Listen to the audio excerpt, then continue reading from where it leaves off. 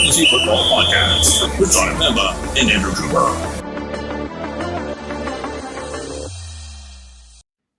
What is going on, everybody? John Impemba here with Andrew Cooper. Welcome into the Quick Out Fantasy Football Show here on the Better Sports Network and Fantasy Alarm social channels. John Impemba here again with Coop.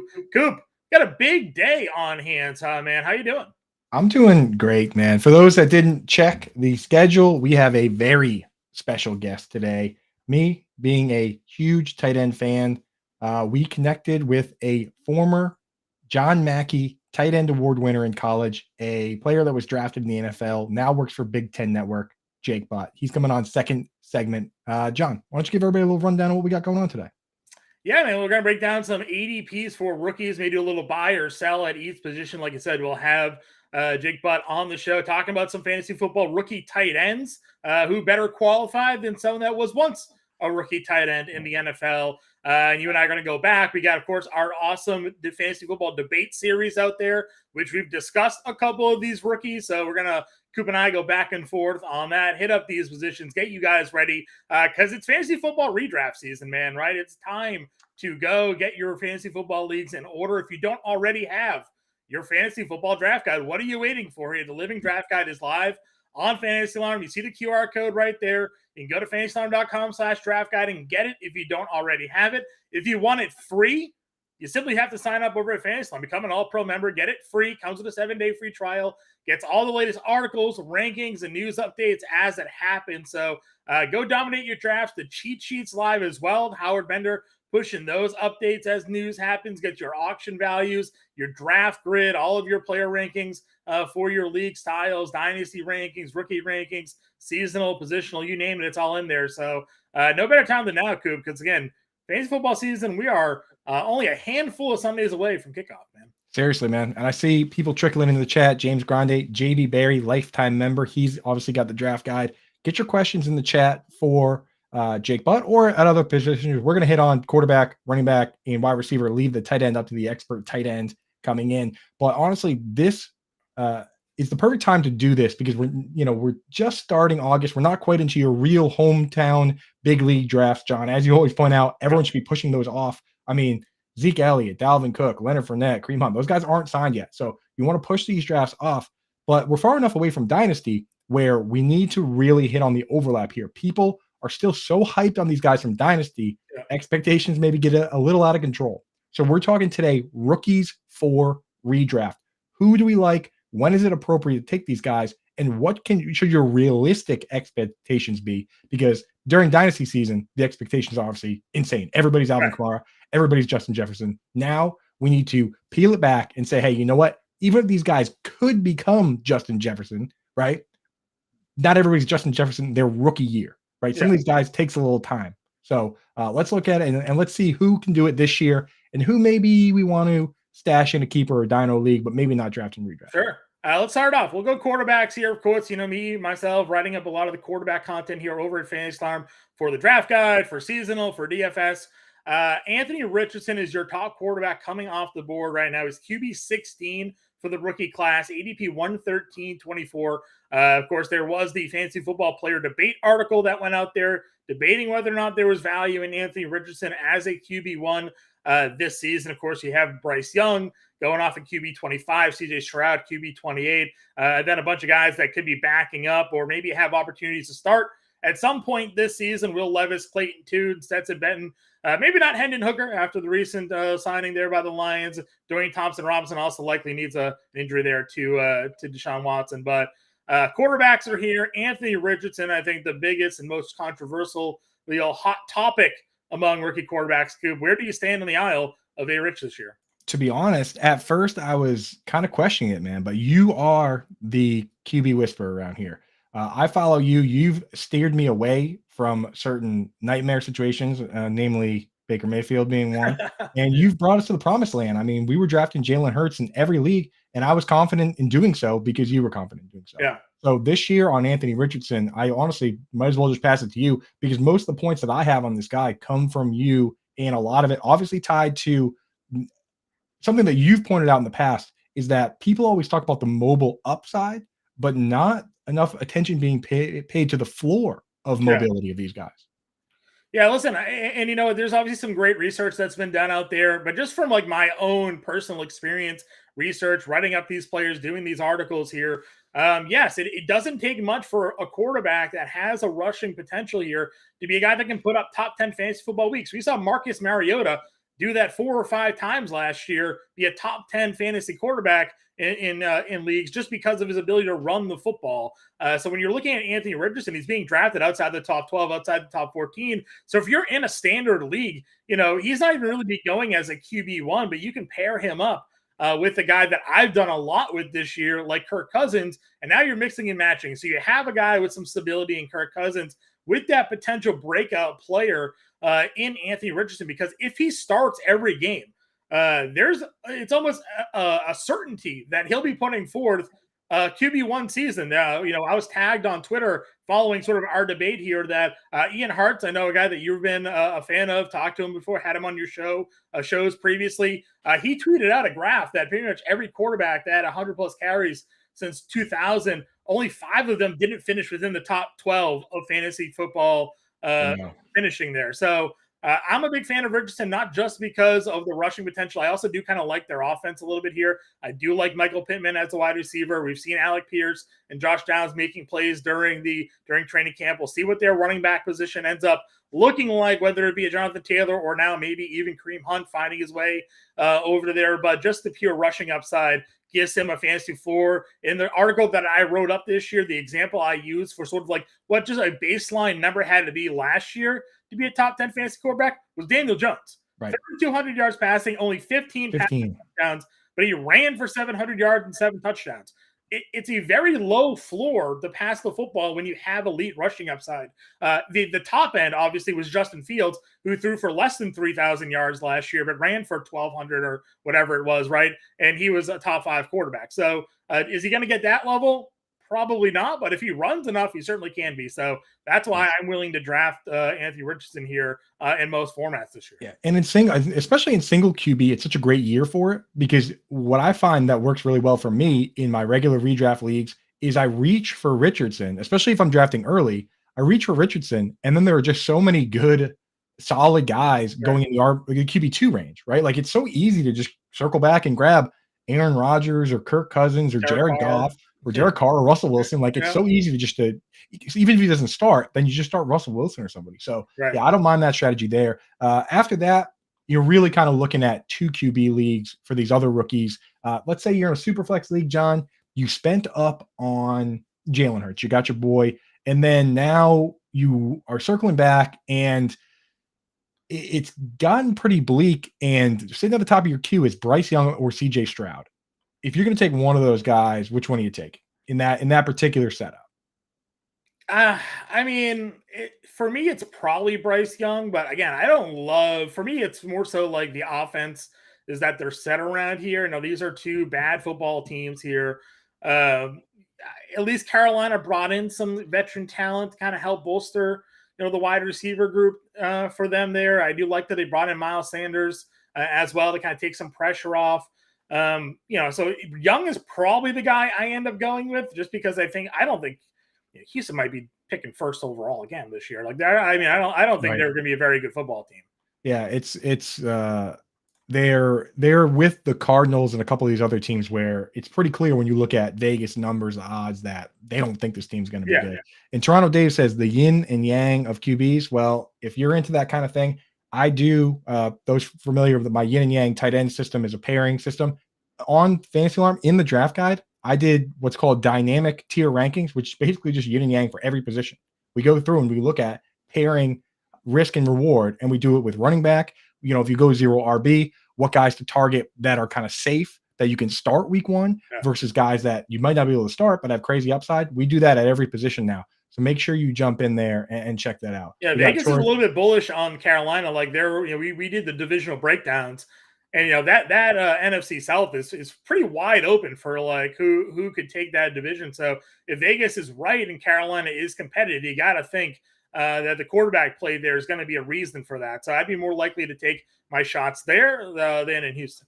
Yeah, I'm 100% taking Bryce Young over CJ Stroud just because they went out and loaded up on weapons. How often do you see a team actually do that, John? Just completely replace every weapon on the team. If you They think should. about That's how you win football games, right. right? Give talent to your players and hope they can succeed. Now, those players are DJ Chark and Adam Thielen. They could certainly be on there. DJ Chark's on his like third 1-year deal, and Adam Thielen's on his way out. But for 1 year, why not? Right? They could certainly get it. We have Jonathan Mingo. You never see them replace everybody like that, right? Like all 3 wide receivers, brand new tight end in Hayden Hurst, brand new running back in Miles Sanders. Like they are just saying, here you go, man. Here are the keys to the car. So I definitely like that a little more. Let's before we pivot over to wide receivers, anybody else in any format that you're even stashing with this year in mind. So like obviously, there's like Will Levis and Hendon Hooker and guys like that. Is there anybody that you think could potentially start games this year, even if, it's not the best situation?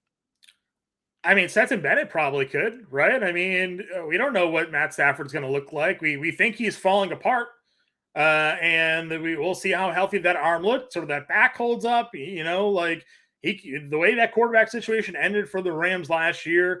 I'm not very high on the Rams this season for that reason. Like, I just don't know what Stafford has left. He kind of gave it all for that Super Bowl here, and he could be a guy that finds his way into starting some games this year. But I don't think any of these remaining guys become fantasy relevant. I know Will Levis obviously has the cannon of the arm. They brought in DeAndre Hopkins.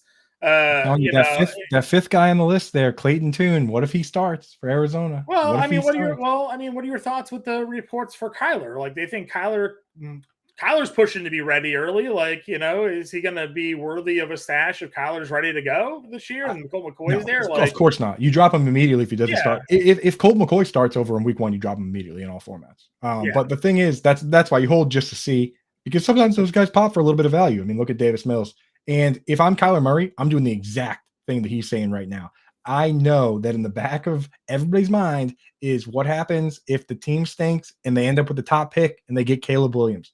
I'm putting it out there right now. If I'm Kyler Murray, I'm ready to play. They're not putting me on IR, or they're not fading me with injuries that I don't have. Right. If I'm available, I'm playing, and we're winning, and no one's getting Caleb Williams. Like, that's what I'm doing if I'm Kyler. So I think he's doing it the right way. Yeah. But anyway, let's jump into some wide receivers. Yeah, for sure. Over at the wide receiver position here, obviously some big names, a lot of fantasy hype surrounding some of these guys here. Jackson Smith and Jigba, obviously, just edging Jordan Addison in recent ADP updates there over on FFPC. Quentin Johnson, Zay Flowers, Rashid Rice, Jonathan Mingo, Marvin Mims, Jaden Reed, Jalen Hyde, and Josh Downs. They're kind of cropping it over. Talk to me about where you're going when it comes to this rookie class. Yeah, I mean, the thing is with the draft capital, you kind of have to split hairs. Nobody went like 4 overall or 10 overall. They went, 20, 21, 22, 23. So for me, Jackson Smith and Jigba, there's a ton of hype on him. He might just end up falling in the class of just too good to take off the field, at which case you turn to Tyler Lockett. And, at that point, Tyler Lockett might even say, hey, you know what? We got to do what's best for the team. But I just worry a little bit that we're going to see, at least at the start, what we saw with the Buccaneers, where it was Mike Evans was the guy at split end, and Deshaun Jackson was the flanker, and Chris Godwin for the first couple of years wasn't playing a full snap share. Even though he looked great when he was out there, he didn't quite earn that full snap share. He was the next man in, first man out, especially in red zone. Yeah. I worry that maybe JSN starts off like that. But, I mean, at his ADP, he's worth a stab. I think most of these guys are. The one that I'm steering away from a bit is Quentin Johnston, just because I think the draft pick of him was a little bit reactionary. They saw last year that Keenan Allen and Mike Williams really only played 2 games together. Virtually every other game, one of them either was out or got hurt during the game. There was 2 games there where they both played the whole time. And I think the team sat back and said, you know what, let's just go out and grab this guy. But there's a world where those guys don't get hurt, right? So he ends up being the third fiddle to a certain degree, not to mention Austin Eckler guy himself that commands 90 to 100 targets already, right? And Gerald Everett probably the odd man out too, but he's no slouch either. So feeding him a little bit. Of the other 2 top dogs, first round guys, John, you like Zay Flowers better, or you like Jordan Addison better? I mean, I like Jordan Addison better because I feel like the snap share is more guaranteed. Now, listen, I think Zay Flowers can be a very dynamic player in that Baltimore offense, but is he going to immediately go out there and be their number one guy? Like, they do have OBJ who's out there making plays in camp. They have Bateman. Like, they have Mark Andrews, obviously, as a pass catcher. If Flowers can earn those wide receiver 1 snap shares, and sure, I think there's a good chance for him there. But at least I know Jordan Addison is going to be on the field, right? It's going to be Jefferson, Addison, and Hawkinson. Those are going to be the 3 guys on the field for the Vikings. So to your point with Jackson Smith and Jigba, like, Lockett and DK Metcalf are going to be the guys on the field a lot of the time. Now, obviously, he's going to be on the field too. He'll have a good snap share, but you just have to wonder if he's going to be the wide receiver 3. Like you said, is he out there for 60 to 70 instead of 90 plus? And that's where you got to kind of figure out where they're going to go. So big difference maker. It's a big difference maker. Right. So listen, I think Flowers could be an immediate impact in that offense if they give him the opportunity to do so right away. But for me, I know Addison's at least going to be on the field. Yeah, I'll give you a one little boost for Zay Flowers. I have Addison ahead as well. But one little boost for Zay Flowers is I just saw a report the other day that they took Patrick Ricard, the fullback, and they're pretty much having him exclusively work out with the offensive line. To see, he actually played a decent amount in that like inline Nick Boyle type role. So it seems that this new air raid offense not using they're not going to be using the fullback anymore, which means a lot more 3 wide receiver sets. Well, they want to spread the offense and throw downfield, right? That's been the idea behind what they're doing here. So one of the reasons I like Flowers, but again, I definitely am a fan of him. Kansas City wide receivers are obviously getting a big boost here. Rashee Rice, are you buying into him here, or does he kind of fall into the, everybody liked Sky Moore last year too, and he basically redshirted? Where do you find Rice, and are you looking at the second half of this rookie wide receiver tier? Yeah, I mean, dude, with this group, everybody seems to be so far out on these second-round rookies, and they weren't really drafted that far off from the first-round guys. Like, I'm higher than most on Mingo, Reed, and Rashee Rice. Not really so much Marvin Mims, just because I think that they have incumbent pass catchers there. But like Rashee Rice, everyone wants him to be Tyreek Hill, but he doesn't really have the speed. But everything else is good. And where he's great is contested catches. I mean, this guy led all drafted rookies last year in contested catches. He's a guy kind of like, to me, like he could be a Keenan Allen or a DeAndre Hopkins type guy as a ceiling. But paired with Patrick Mahomes, why can't this team just hit one time on a wide receiver, right? Like, it's almost like the Patriots where we say, oh, whoever they draft, we're just going to fade them no matter what. But what if they just hit on a guy? It could be that case. And same with a guy like Jonathan Mingo. He's got all the opportunity in the world on a team that nobody's played with this quarterback before. And honestly, besides Terrace Marshall, none of them have even been on the team. So I'm willing to take stabs there. Jaden Reed, kind of the same thing.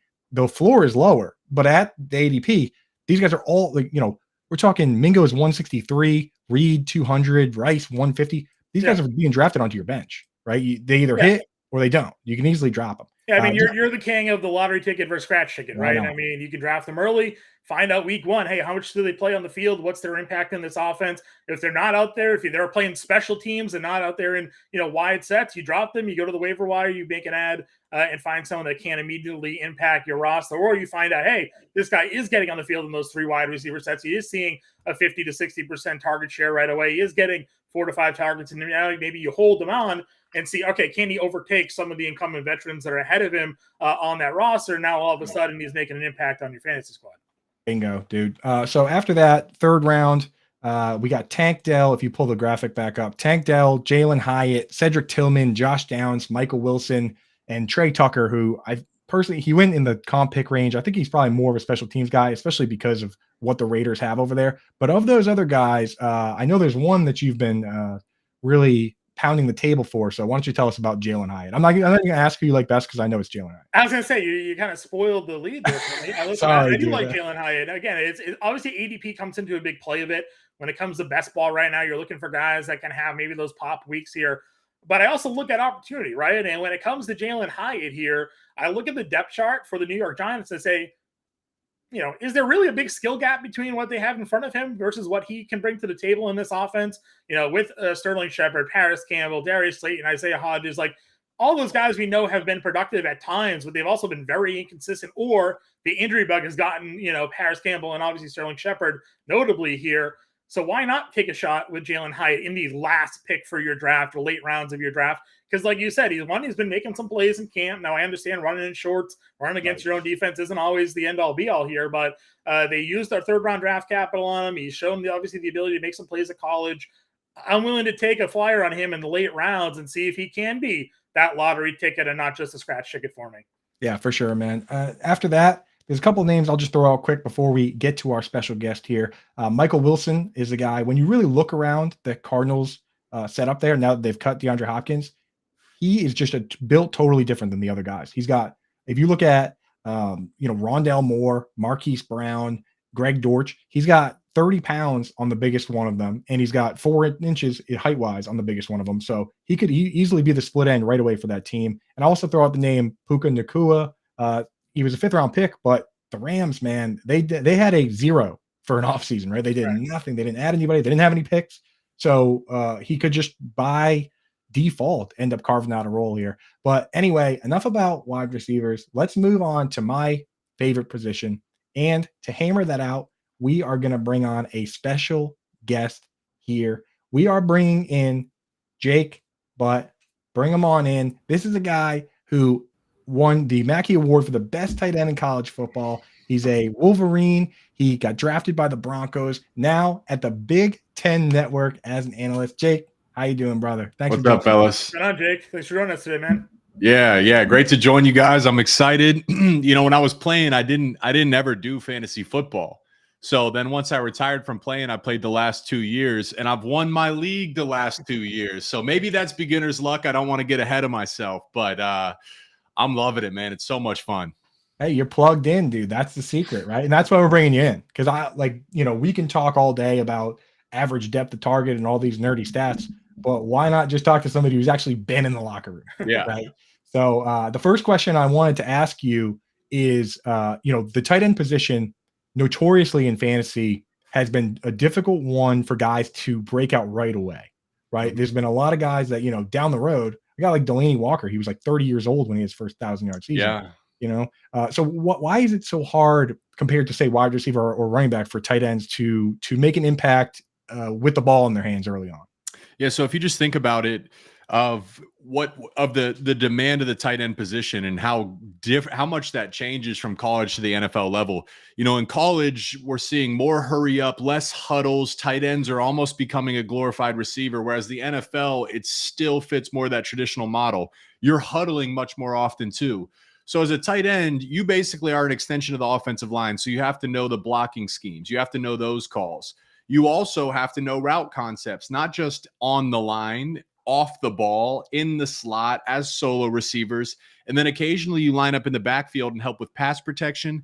That's not even counting the fact that you're going to be on all 4 special teams. So the sheer quantity of information you have to learn in just a tight little period, I think guys they can't catch their breath, and they come into camp and they're thinking so much, and it takes a little bit of time to really absorb everything that is being asked of them before they can even go out there and excel, right? Then the other piece is knowing what you're doing and actually winning in the NFL, which is a challenge in and of itself.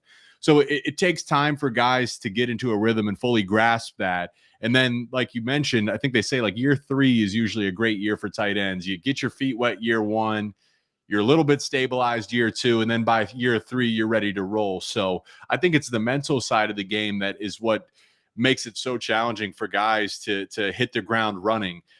I benefited, in my career. I played for Jim Harbaugh type system. So when I went to the NFL and I was learning a playbook, it was easy for me. But I played with guys that didn't have that experience, and I saw how that affected them in terms of their preparation as well. Yeah, some of those offenses, they call plays by like holding up a picture of like a duck, and like that's and when you get to the next level, it gets a little spike. Can I ask real quick, Jim Harbaugh, the quotes from that guy, like does he have some sort of book where he just has a million amazing quotes, or is that just the way he is? Actually, no, he did have a quote board. He was building a quote board when we first got there of, all his major quotes, like more is more. There's no such thing as less is more. There was one where the hurt guy, the injured guy, the lazy guy, and the late guy, they're all the same. They're all unaccountable, So he was building out all these boards of great coaching points. So frankly, I mean, there wasn't one I disagreed with on there either. I mean, the one thing about Jim is he's a little bit quirky, but fact of the matter is, he wants to win. And if you want to win, just hop on board. He'll take you there. I think my favorite one was, he said, you can't, when asked about like developing players, he said, you can't expect to plant potatoes today and eat potato salad tomorrow. Beautiful. There you go. That's exactly right. That's exactly right. Jake, they obviously have a lot of tight ends coming in this year that the fantasy community is pretty high on, some of them being hyped up for what roles they could have in the offense. When it comes to rookie tight ends this year, which ones do you think may be making an immediate impact when it comes to the passing game this year? Yeah, I think Dalton Kincaid. So I see that right there at the bottom. You know, what about Dalton Kincaid? I've seen clips coming out of him out of Buffalo. The dude's so fluid. We knew that as well, just from his tape. He is a Travis Kelce type in the sense that a very natural pass route runner, really knows how to set up his routes. His change of direction is great. He's got the top high level speed, but it looks effortless. It doesn't look like he's straining to run routes, which allows him to create that separation. Excellent hands too, really, really reliable hands. So I think he benefits from being in a great offense. So I imagine Josh Allen is targeting him often. It's, again, the question is how much do you want to reach for these guys? You know, like what's the value over replacement when it comes to fantasy? Another one that I really like, and maybe he might be the best rookie out of all this with everything considered, Sam Laporta, the guy in Detroit. I've been high on him. I actually had him as my highest rated tight end. And to go back to how we started the show, he played at Iowa. That's an NFL system, right? Factory. Go watch his film last year. He lined up all over the field as a receiver, slot, Y tight end, F tight end, in the backfield. So whatever Detroit wants to use him as, he's going to be capable of doing it. So, and again, that's they need a tight end, right? They got rid of Hawkinson last year. Insert your next Iowa tight end there. I wouldn't be surprised if we see him catching 50 balls this year. Let's go. I mean, Love Kincaid, that. Laporta, those are my boys. Where do I Venmo you or send the Bitcoin to? You know, I to slide you money for propping up my fellas. Moving ADPs is what Jake is doing right now with his Stanford. Yeah, I'll send you my Bitcoin wallet after the show. Okay, yeah, thank you. As we agreed, you would promote my guys, right? Yeah, so, yeah, of course.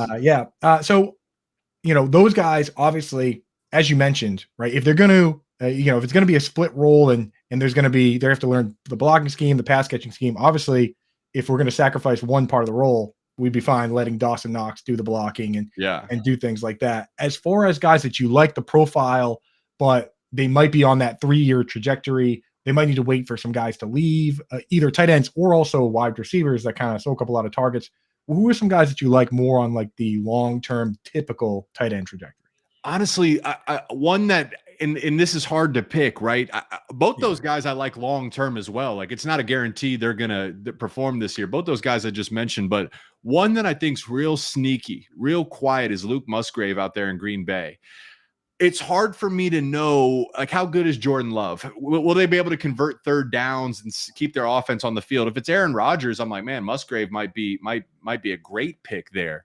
And remember, he was injured too. So how healthy is he? It takes a little bit of time to get back into rhythm. So I like Luke Musgrave. And then honestly, man, Luke Schoonmaker down in Dallas. It's a long history of them involving their tight ends. And he has a chance to perform, probably not 50 catches this year, but that's capable in the Cowboys offense, right? We have seen that be a potential. And I think Schoonmaker is a guy who was extremely underrated. He was a second-round pick, if I'm not mistaken. So long-term, I'd have my eyes on him, see how they use him this year and start to say, hey, maybe I want to involve Schoonmaker with my team. You're not just saying that because he's a Michigan guy? Well, I mean, of course, I know Michigan pretty well, but I'm saying that just out of a fact, man. He's a damn good tight end. Awesome. We got a lot of, obviously, players here that do dynasty fantasy football, Devy leagues here. Talk to me about some tight ends that maybe we should have on our radar coming out of college. There's one name. There's one name, and I'm sure you guys have talked about it a bunch. Not even just a tight end, but like maybe the best at doing his job out of anybody in the draft next year. It's the Georgia tight end, Brock Bowers. Whoever's going to draft him, I mean, he has a chance to be a top 5 pick. And if a team's going to invest a top 5 pick, he's going to catch 50 passes and maybe take some jet sweeps. He did it at Georgia. We've seen the 49ers do it with Kittle. Whoever picks him next year, like, that's an easy pick. I don't feel like you'd be reaching for him at all. I bet he might just walk into being a top 5 fantasy tight end his rookie year. Yeah. What makes him so good? Like, what, obviously, you talked about the jet sweeps and the athleticism, but is it separation? Is it hands? Like, what separates him from everybody else? if we talk about a number of tight ends, we could say, hey, he's really good at this, but maybe he can improve here. Hey, he's a specialist in this. Brock Bowers, what makes him so good? Since he walked in the league as a freshman, he was a freshman. And had he been eligible, had he been allowed to leave after his freshman year, he would have been a first-round pick as like an 18-year-old. He doesn't have a weakness in his game. It's not like he's great at this and just fine at this. He's a great blocker. He can line up all over the field, soft hands. Great after the catch as well, right? That's why they're giving him jet sweeps. He's a complete package. Like he plays the game like an 8-year NFL vet, even though he's a junior in college. So, and again, Georgia lines him up. It's a similar pro style system. So he's going to be able to have a fluid transition to the next level. I mean, the dude is I'd have to dive into it and look at the history, but I don't feel like it's a hot take to say he's the best tight end prospect to ever enter the NFL draft next year. Wow, that's crazy, especially because Kyle Pitts was a top Pitts. 10 pick 2 years ago, right? So listen, so Pitts is a great tight end, right? I think they're completely different though. Pitts ran a low 4.4, kind of like an Evan Ingram. Let Pitts line. Don't put Pitts at the Y and expect him to block a 6 technique throughout the game. We honestly, the Chiefs don't do that with Kelsey. Watch how they ask Kelsey to block. A lot of it is smoke and mirrors. So instead of just saying block this guy, you accomplish the same thing of influencing the defender through deception. That takes a high level offensive mind. Pitts, what he's good at is going to be different than a number of other guys. Let him do what he's good at. Now you got to find him a quarterback to put the ball on him. I think Bowers is more of a traditional tight end, though he still has that athleticism, where Pitts is more your modern day, like super burner, closer to a receiver than a traditional Y tight end. So again, they're different. There's different ways to succeed and finish games, but they're both great. I think Brock Bowers is just a little bit more complete. I've been saying that for years with Evan Ingram, where people would come to me and they're talking about who to comp the guy to. He ran a 4.42, so I'm like, we should be comparing him to like Demaryius Thomas and like Andre Johnson, and that's how they should use him. When I was banging my head against the wall when the coach from the Cowboys came in, Jason Garrett came in and was trying to use him like Jason Witten. I was like, what are we doing here? What are we doing? No, I coaches like, okay, he's labeled as a tight end. Okay, what does that mean? What do you mean he's labeled as a tight end? Like, dude, no, he ran a 4.42. He's faster than most of your receivers. He can run routes like a receiver. Why not just put him at receiver? Like, he's not going to sit there and block a 6 tech. Though he's not going to block Myles Garrett. That's bad coaching. But if you put him in the slot against a linebacker and a safety, that's a great matchup. That's great coaching. So again, I think sometimes like coaches, they can put things into a box. They have a lot going on in their head, so it's understandable why they have to compartmentalize things. I just think Evan Ingram's such a weapon. The more you can use him and what he's good at, the more it benefits everybody. Yeah, Adam Gase did that with Mike Gesicki too. He had him blocking on like 20% of the pass plays. It was just some of these guys. They just him to do that. Why did you draft him to do that? Right. Well, speaking of players to draft, I want to ask. You pretty much just laid out the best 15 minutes on tight ends that we've ever heard on here, to be honest. So thank you for coming in doing that. I want to ask you. Now you're a Big Ten analyst, man. That is so cool, dude. To go back, in a spot you're already plugged in with. So let me ask you, what else, as far as other positions, wide receivers, quarterbacks, running backs, what's coming out of that conference or just in general across the league? What are you excited for that players that you think can really translate to fantasy football? Because that's what our audience really cares about. They want to know. They do play the Devy leagues, and we even had a draft on this network for actual college fantasy football. But for the most part, we want to know who's coming up next and how can they make an impact for our dynasty team.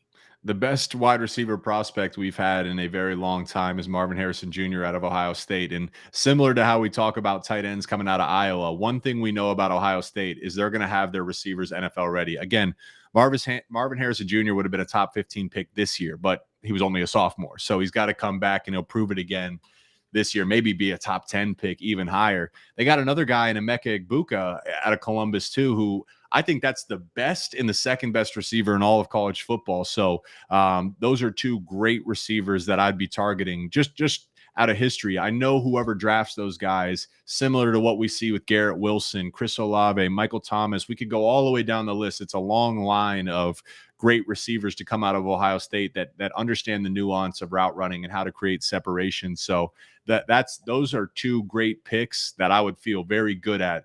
The hard thing is with rookies is, are they going to be better than a proven vet? And those two, I would say right away, could solidify themselves. Marvin Harrison, maybe even a ceiling as a top 5 receiver his rookie year, like Justin Jefferson. Ibuka, maybe he's top 15, maybe higher, maybe he's top 20, whatever it is. Then you still have some running backs. I think running backs is a good position as well. Donovan Edwards out of Michigan provides some great value. I know Blake Corum is going to be the number 1 guy, but what Edwards can do catching the ball out of the backfield, he'd be a great slot receiver anyways. And in the right system, I mean, look at Eckler. I drafted Eckler both my 2 years. I get so many points from him getting check downs. That's a huge part in the NFL, man, that you have 3 seconds to get rid of the ball. If the routes aren't developed, check it down to a running back. So I like Edwards, and then Braylon Allen, another guy out of Wisconsin. I expect him to leave after this year as well. So, but I feel less confident in saying I'd stretch for those guys as I would for Harrison and Ibuka. Yeah, I want to point out somebody in the chat here saying, let's see, get Jake in the Scott Fish Bowl. So that's actually a big tournament with like 3,000 analyst fans. And there's even some, former professional athletes like Des Bryant's in it, a few different guys. Okay. Next year, we got to get you in, man. What do you think? Sure. I'd love to. Oh, that sounds awesome. Okay. I'll send you the sign up link, and we'll talk to Scott. Okay, great. And we'll see if we can get it done. Cause I mean, hey, if you're getting in fantasy football, this is the tournament to be in. This is the one. Great. Yeah, you win I this one, play with man. my buddies, so I mean, it's like a 12-man league. So I can't really. I've never lost, but I will never be able to know how good I am until I get to a 3,000 person league. So I'd like to do that. Here's how this one goes down. You draft with 12 people and play a league until week 13, and then the top dogs from each league get put into the next level. Okay. And then the top people go next level until one person is crowned the champ. And I mean, if you win that tournament, you are gold plated, because I mean, you're playing against Matthew Berry, you're playing against John Impemba here, you're playing against pretty much anybody who's anybody in this industry. Yeah. So plus it also helps Fantasy Cares, right? Great organization. It's a charity tournament. It's perfect. Even better. I'd love, reach out to me, please. So and reach out to me throughout the season, man. It was good hanging out with you guys. Would love to hang out again. So yeah, listen, we've had a lot of people in chat clamoring for the the Jake Butt Fantasy podcast. So I got to ask you, what do you got going on? Where can people find you? Obviously on the Big Ten Network. Maybe a fantasy podcast coming soon. Maybe so. I probably should. I got a lot going on, man. I call games on the weekends. I do studio and radio for Big Ten Network, Sirius XM, a network called Stadium. So it's a pretty busy season. But I post a lot on social media. I think you guys can see my tag there. You can just search my name, Jake Butt. It should be Jay Booty on all platforms. And I'm posting a lot of, free game on social media, and I interact, man. You guys DM me, you ask me questions. I do interact. I respond. I make videos on what you guys want to hear from. So that's a big piece of it. I'm on social media and active. Man of the people. All right, dude. Well, we're going to take everything you just said. We're taking it and we're running with it. We're going to get you in the Scott Fish Bowl. We're going to try and get you back on later on, man. And we're going to be following you on Twitter and following you on weekends, man. Talking about ball in the Big Ten, dude. That's awesome, buddy. Yeah, man. I'm one of the lucky ones. I don't have a job. I've been able to monetize what I love to do. So thanks for having me on, guys. Yeah, thanks a lot, Jake. Again, go give him a follow, JBooty88 on Twitter. Go find him on the Big Ten Network there as well. Jake, good talking to you. We'll see you then. All right, guys. What a dude, man. Yeah, what a dude. Great having him on, talking some tight ends. Gotta love the Sam Laporta hype there. My favorite part. You've been touting pretty heavily there. Everybody's in on the Dalton Kincaid, but Sam Laporta, like we talked about, could have just that immediate impact that we've heard, because you look again, all but opportunities. Look at that Lions offense, right? What do they have? They have Amon-Ra St. Brown, and then they have what? Because Jameson Williams suspended, right? So they brought in Marvin Jones. They have some other guys there that obviously like Josh Reynolds or something like that could come in, but who's to say that Sam Laporta can't immediately come in? That number 2 target in that offense till Williams comes back. Right away, man. I'll tell you what, with the options of Amon-Ra St. Brown, Jahmyr Gibbs, and Sam Laporta, that offense is going to be death by 1,000 cuts. Like, if you don't have the right personnel in there covering these guys, mixing and matching in the slot out wide, it's going to be a nightmare for teams that don't have fast linebackers and fast safeties. If I'm in that division, you got to be making some sort of adjustments, because that's what Jared Goff does best. And they just leaned into it. They said, let's just get all these weapons. And if Jameson Williams could take the top off, come back, week 7 and start taking the top off, that's going to be pretty scary, man. That this team, they built it the right way. Yeah, taking a look at some of the ADPs at the tight end position here for fantasy football. Dalton Kincaid is that first tight end off the board for the rookies there. Tight end 13, Sam Laporta coming off of tight end 18. Michael Mayer there, tight end 27. Musgraves, who we mentioned. Schoonmaker, who we mentioned there. Cube, obviously you're the tight end whisperer here. You do all the tight end work. You have Laporta over Kincaid, or are you still looking to go Kincaid over Laporta? I have Kincaid ahead simply because of what I mentioned there, where if you talk about the competition for the particular types of targets, there's just more of it for Laporta, I think. And the thing with Laporta is that he might actually fall in redraft, unfortunately, into the same category as like a Clayton Tune, where if say week 1, we'll give him past week 1, but say week 1 comes around, he's not playing a 60-70% snap share, or especially week 3 or 4. If he gets to week 3 or 4 and he's not playing a full snap share, do we actually expect it to be better when Jameson Williams comes back? Right. He's the guy that he needs to prove it right away because it's only going to get worse, right? Whereas Dalton Kincaid, he's going right. And Brandon Beane came out on Pat McAfee's show and straight up said this guy's playing slot.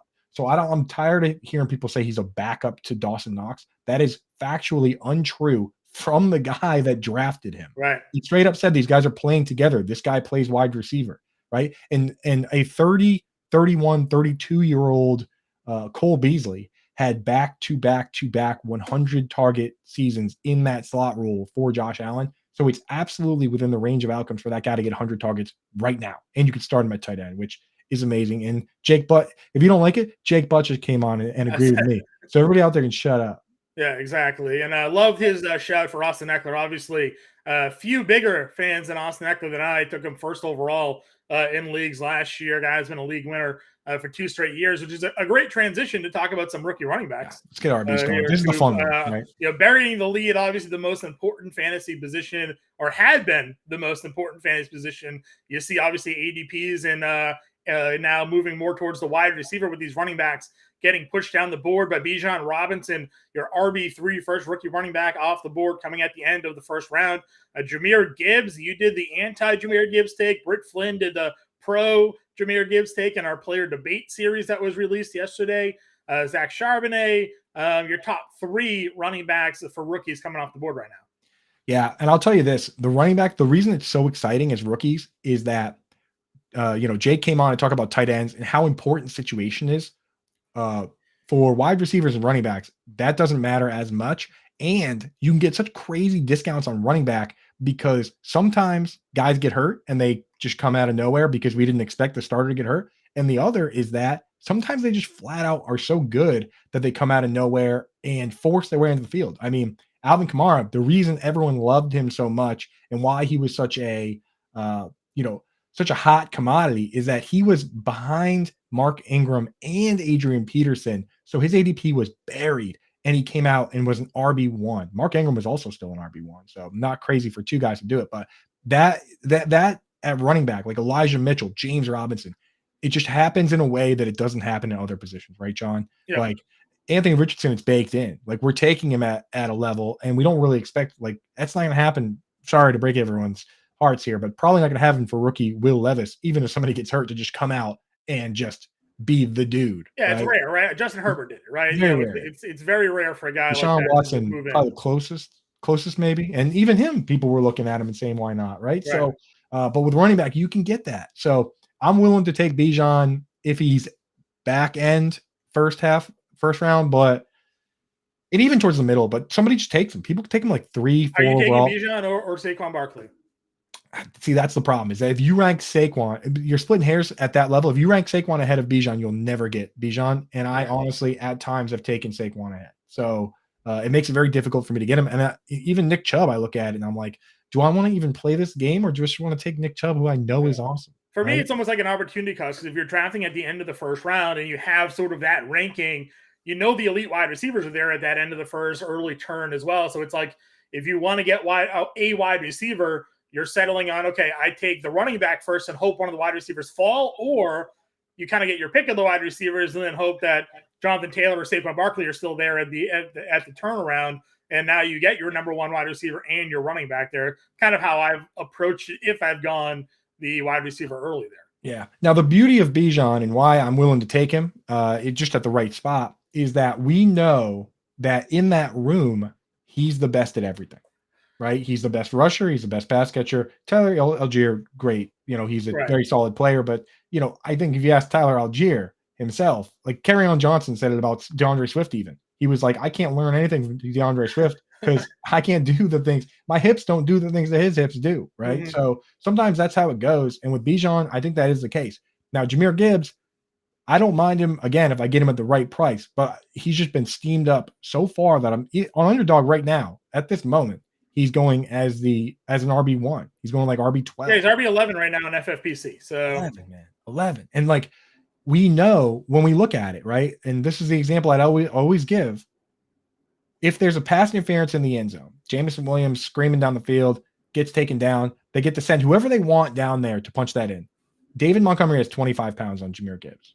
So Jahmyr Gibbs needs to be incredibly special for them to come in and put him in that spot. And people will say, oh, well, they spent the high draft capital on this guy, but they forget that they gave David Montgomery the second highest free agent running back contract. Miles Sanders got $6.25 million. David Montgomery got $6 million. So it's like, to make that argument, you have to say, okay, well, they don't want to waste the draft capital, but they're willing to waste the money. I'd argue that as a GM, you're probably a little more worried about wasting the money, right? yeah, So, I mean, for me, they signed obviously Montgomery ahead of. Now, I'm sure they had a plan in the draft to go after Gibbs. They tweeted out all their workout videos for him, had him in. They loved every meeting, they loved everything about it, and obviously they prioritized him in the draft. So I have to imagine they got Montgomery with the idea looking forward that they probably wanted to go ahead and make a move at the running back position in the draft. I'll tell you what. Let me just point one thing out that I tell you that if they didn't sign David Montgomery, then maybe they would have just taken their guy at 6. They did illustrate that they were willing to risk it. They were willing to risk not getting Bijan or Gibbs by moving back in the draft. So they traded from a high end pick to a mid round pick. I mean, 12, I would even say, is a high end pick. Yeah. So the expectation is for him to be good, but it's just there are too many guys in that range. Like you talking about pass catching. For me, Joe Mixon, he was on pace for 91 targets last year, and he's going after Gibbs, and Samaje Perine's gone. Yeah. Right. So I have a hard time taking him because of the people around him, but there's no question his upside is amazing. He could be Alvin Kamara. Yeah. I mean, listen, I've ventured more into like Ramondre Stevenson over Jahmyr Gibbs if I've been sort of drafting in that range. Nick Chubb over Jahmyr Gibbs if I've been in that range for ADPs.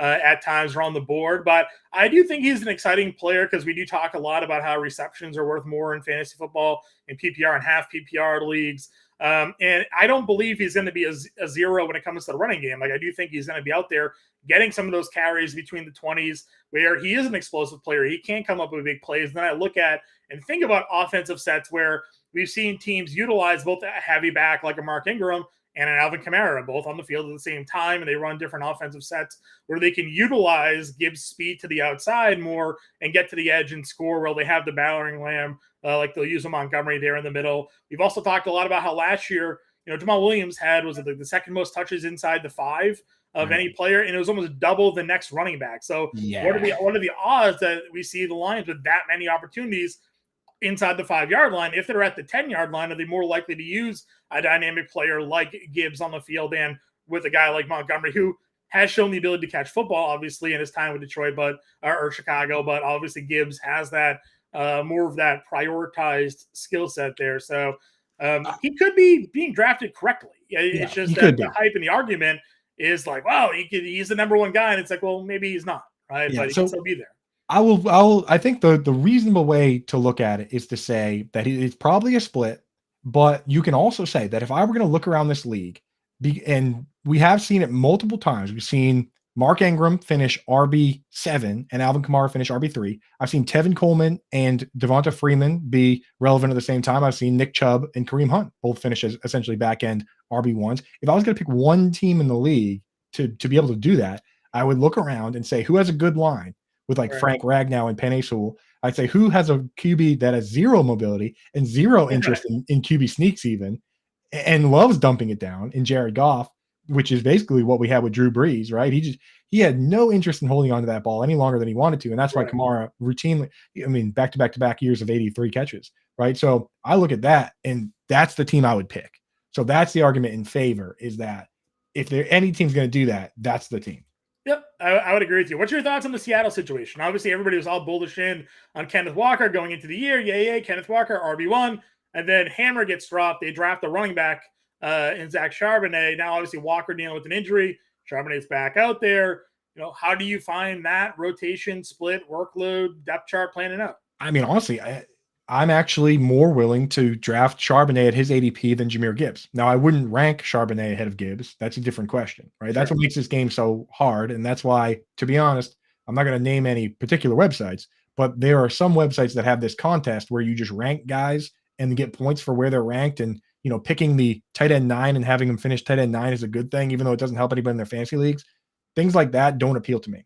I'm more of let's figure out how to create a balanced roster with both guys you can start and upside. Let's figure out how to get value at ADP. And Charbonnet is a guy where I look at it and I say, hey, there's a real possibility that David Montgomery and Jahmyr Gibbs are splitting this workload where it skews more towards David Montgomery on rundowns and more towards Gibbs on pass downs, which is what you got with like Aaron Jones and Jamal Williams, or DeAndre Swift and Jamal Williams. Yeah. And I basically just say, hey, there's a world where Kenneth Walker is David Montgomery and Zach Charbonnet is Jahmyr Gibbs in that role. And the productivity is not that far off, even though the ADP is drastically far off. So more willing to take Charbonnet and just hope that Charbonnet is a stud.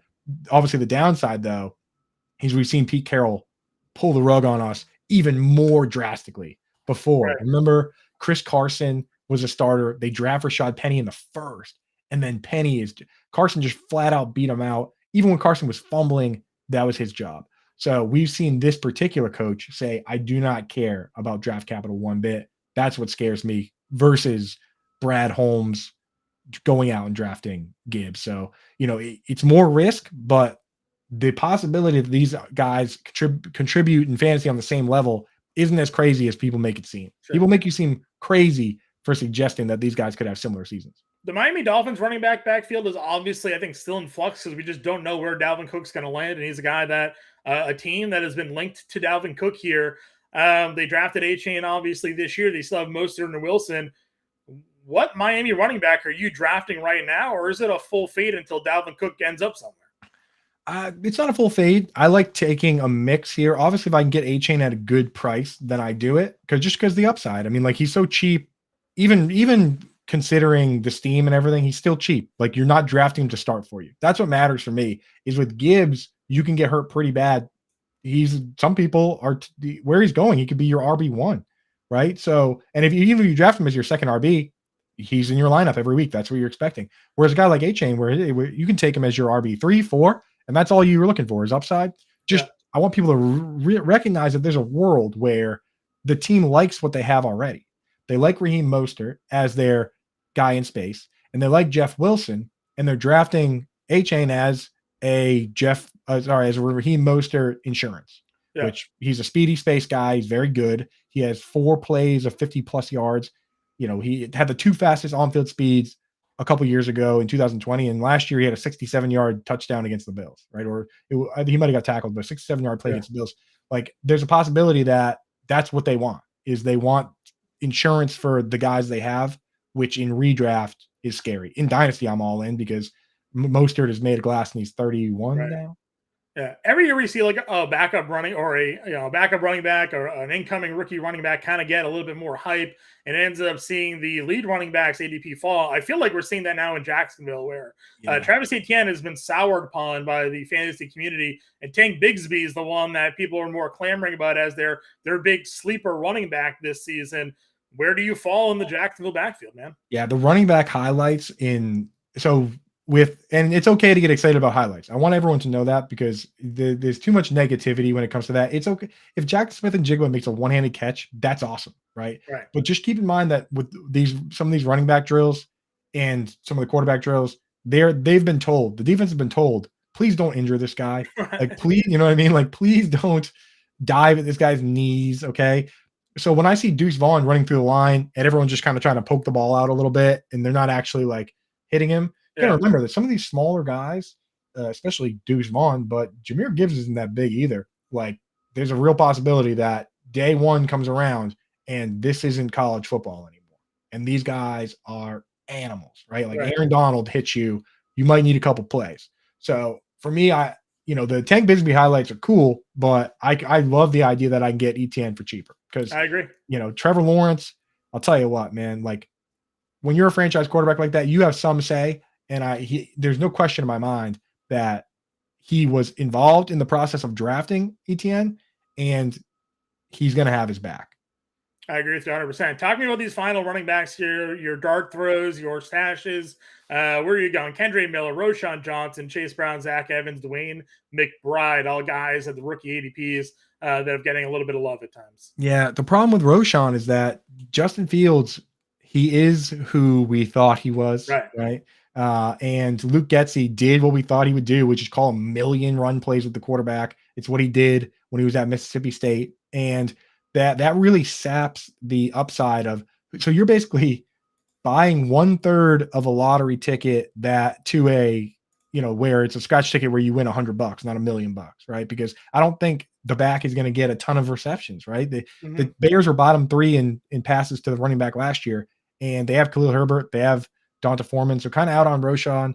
I do like the idea of in best ball of Dwayne McBride because everyone hates him because he didn't really catch many passes, and when I say not many, almost not any, right? Like he caught 2 his senior year, but he had 1,700 rushing yards. Why can't that guy be Alfred Morris or Jeremy Hill? Sure. I mean, Lufa's on board with it. Yeah, Lufa's all about it. Lufa's says he's got that dog in him, so I'll let you wrap this one up while my dog freaks out. Yeah, that's fine. Listen, I think the one thing with the Minnesota backfield is that they've shown that unless their lead running back gets hurt, their lead running back is their lead running back. So a lot of people who are high on Chandler or McBride, and then you look at the fact that Alexander Mattison will be the guy getting the majority of these carries here, just like Dalvin Cook was until Dalvin Cook would get injured.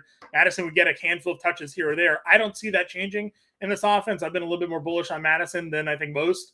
So seeing these other backup running backs on that team get a little hype, I'm a little less buying in to that there. So you're muted. We're talking last round pick. Yeah, in a underdog or best ball 10 draft.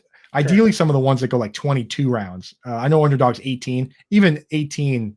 I mean, that's still a bit of a reach, but you're going with those crazy deep boys, right? Yep.